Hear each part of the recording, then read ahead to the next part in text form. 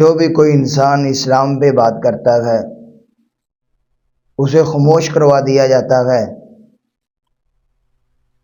ذوالفقار علی بھٹو نے ختم نبوت پہ بات کی تو اسے خاموش کروا دیا گیا،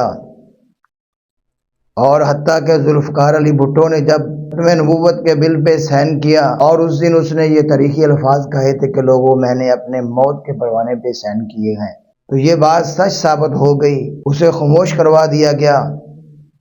آج اگر کوئی دنیا کے اندر لیڈر ہے جو اسلام پہ بات کر رہا ہے وہ عمران خان ہے، اور اس کے خلاف بھی گھیرا تنگ کیا جا رہا ہے۔ حکومت کو ختم کروا دیا گیا اور ابھی اس کی پارٹی کو بھی ختم کیا جا رہا ہے کہ جتنی ڈٹ کے بات انہوں نے اقوام متحدہ کے اندر اسلام پہ کی آج کوئی بھی نہیں کر سکا، یہ اسی کی سب سزائیں ہیں۔ اور اگر ہم لوگوں نے اس کا ساتھ نہ دیا، اس نے دنیا دار ہونے کے باوجود اسلام کا نعرہ لگایا ہے، اسلام کی عزت کا نعرہ لگایا ہے، ریاست مدینہ کا نعرہ لگایا ہے، آج ہم لوگ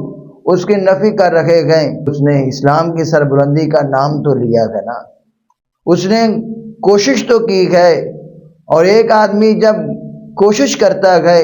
اور جب عوام اس کا ساتھ دے گی تو یقیناً اللہ رب العزت کی مدد جب آئے گی تو معاملات آسان ہو جائیں گے۔ جس طرح یہ موجودہ حکومت زبردستی اس کی پارٹی کو ختم کر رہے ہیں، اس طرح تو کسی بھی پارٹی کو ختم کیا جا سکتا ہے۔ تو جو بھی جیتے ہمیں قبول ہے، ہمارے لیے ہر وہ انسان جو پاکستان کا خیر خواہ ہے ہم اس کا احترام کرتے ہیں، اس کی عزت کرتے ہیں، چاہے وہ جس بھی پارٹی سے ہو۔ جو بھی کوئی انسان جیت کے آئے گا وہ ہمیں قبول ہے، ہم اس کا ساتھ دیں گے،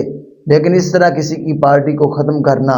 چاہے نون لیگ کو ختم کیا جائے، پیپل پارٹی کو ختم کیا جائے یا کسی کو بھی ختم کیا جائے، کہ فیصلے عوام بالکل بھی قبول نہیں کرے گی۔